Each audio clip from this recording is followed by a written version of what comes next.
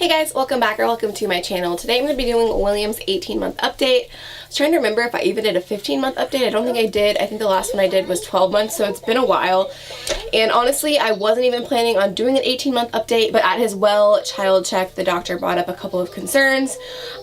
So yeah, I just kind of wanted to share what's been going on, what's happening, and so forth. So I'll start with the kind of the fun stuff, what's been happening in his life and what he's into and all that stuff, and then I'll get into the concerns that the doctor brought up later in the video.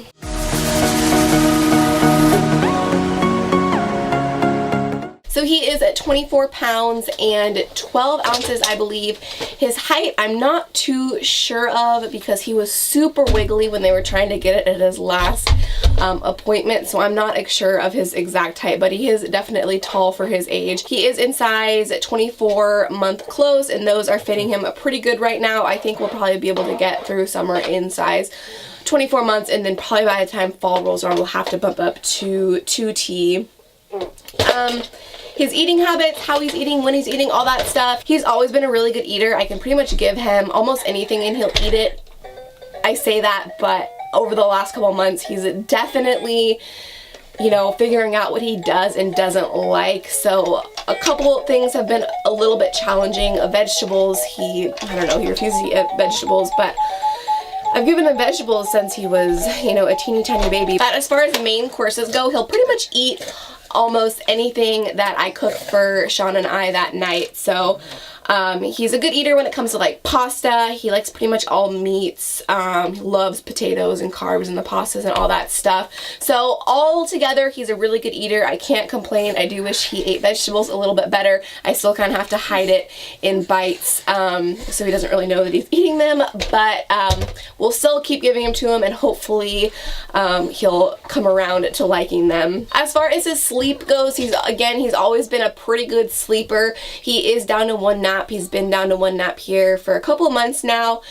He usually wakes up in the morning, but anywhere between 7 and 8-ish, usually around 7:30 though, and then he'll go down for his first nap around 12, and he'll sleep usually for like 2 to 3 hours, and he'll wake up anywhere from his nap from 2 to 3 p.m. Sometimes even later than that if he's sick. Sometimes he'll sleep till like 3:30 or 4. So he's a really good sleeper, and then he usually goes down for bed at night between 7 and 7:30, depending on what time he woke up from his nap. Bath time usually starts around 6:45, 7-ish or so, depending on. So he's a really good sleeper. I love that he takes one good nap during the day, and usually he'll sleep throughout the night. If he does wake up, it's usually only once or twice, and he just needs his mama. He just wants me to come in here, cuddle him. I'll rock him for literally 10-15 minutes, put him back down, and he'll roll over and fall right back asleep. So it's not horrible. I'm still soaking up all the cuddles. I'm definitely not hating on it. His moods. So he's usually a pretty happy guy, but over the last couple months, the tantrums have definitely been starting to come out over just stupid stuff.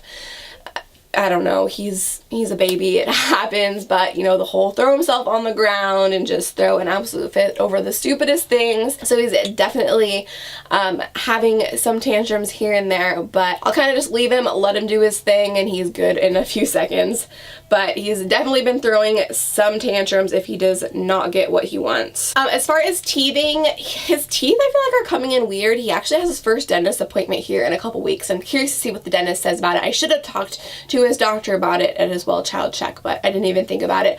But he has 4 teeth on the bottom, he has 3 teeth on top, and then he has 2 of his molars have totally come in, and then the other 2 I've like just broken through the skin. So he has almost all of his molars, but like, I don't know, I feel like it's weird that the rest of his teeth, like before his molars, aren't filling in yet. I thought they kind of went in like, you know, a row, like it would just be even. He'd get all of them, you know what I'm trying to say, maybe, I don't know.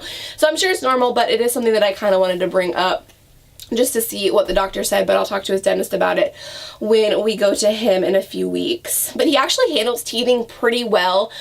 Usually I don't even know that his teeth are hurting. Sometimes I can tell his mouth is hurting. We don't give Tylenol too much, but if I do give it to him, it's definitely at night when I can tell, you know, definitely that his teeth are hurting.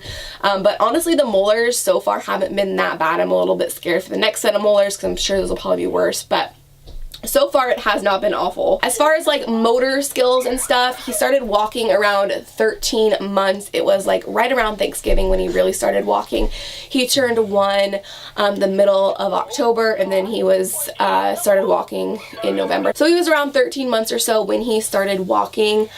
As far as like climbing and stuff, he's not a huge climber. He'll climb up like on the couch and kind of like over the arms of the couch and stuff, but like when we're at the playground, he's not a huge climber. Or when we're at, sorry, he's in here if you can hear toys going off, or if we're at gymnastics, he's just not a huge climber. Sometimes he'll surprise me and go like a little crazy little monkey and climb all over everything, but usually he's not a huge climber, but he does get around really well. He's pretty much running all over the place. And yeah, just living it up. So I should have talked about this when we talked about food, but as far as utensils, I don't know. Utensils have been a struggle for us. He's getting better, definitely, but he still needs quite a bit of help when using his utensils, but we are getting there. As far as screen time, we do a tiny bit of screen time in the morning. We'll snuggle and watch 1 to 2 episodes of Sesame Street in the morning, and then the TV goes off during the day. We pretty much just listen to music, and then at night for an hour before bath time, he'll get his bottle and I'll put on a show, like these things on YouTube for him that he'll usually just curl up on the couch and kind of chill, have some wind down time. So those are the only 2 times we do screen time. We don't give him a tablet, we don't give him our phone. The only times that we've given him our phone is like at restaurants when it's absolutely necessary, but we try not to do that. Definitely no tablets in the house or anything like that. Honestly, probably when he's a little bit older, he'll have a tablet just because, I don't know, that's what everyone does, I guess, and it's just, you know, it is easy, but I definitely don't feel like he's ready for that right now. 2, 2.5, 3-ish, those are definitely the ages where he'll start to experience the tablet life. Okay, so now I'll kind of get into what the doctor brought up, what's kind of been in the back of my mind for quite a while now. So William is 18 months and he has 0 words, and the first thing you pretty much Google comes up with when you search no words at 18 months is autism. So it's something that's been in the back of my mind for a while now. And, I don't know. I honestly don't know. The doctor brought it up and she said that it is a possibility. He also doesn't shake his head yes or no. He doesn't really point to things. Sometimes he will. He doesn't wave hi or bye. Those are like the main, I think, concerns that the doctor has. But he does do a lot of things that I feel like a child with autism wouldn't do. Not that I'm like an expert or anything, but just through like my research and through talking to the doctor the other day. She said how good his eye contact was and how great that is. He loves other kids. Whenever we go to gymnastics or playgroups or anything, he is always wanting to play with other kids. He's super, super cuddly. He will usually look at me when I call his name. He follows simple commands like come here or go get your shoes. So I don't know. I mean, I just don't know. You know, it's hard. I just don't know. It's hard to, I don't know. It's just, I don't know. I just don't know. So basically the doctor didn't know either, and not like she would diagnose him with it anyways. He'll have to go to some specialists and stuff. So our first step was, she said, get him in speech right away. Let's get that rolling. So I have to wait till the speech therapist is back from vacation in a couple weeks, and then I'll make an appointment with her.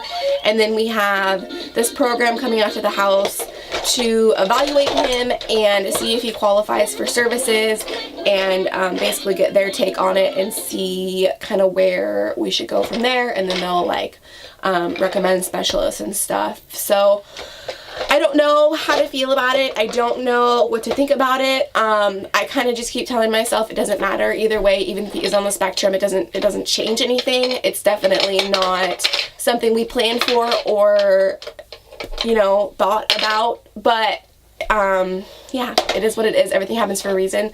God gave us this child because it's just, he's supposed to be ours.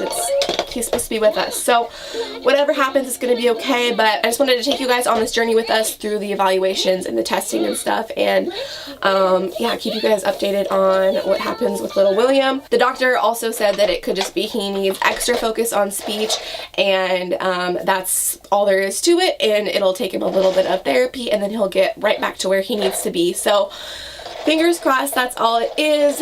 But yeah, we don't know for sure. There are definitely a couple of things that are just really unsure at this point. I'll definitely keep you guys updated after his evaluations and maybe after his visit with the speech therapist, see what she says, and we'll kind of go from there. But I think that's all I wanted to update you guys on this video. I hope you enjoyed it. Thank you so much for watching, and I'll see you guys in the next one. Bye.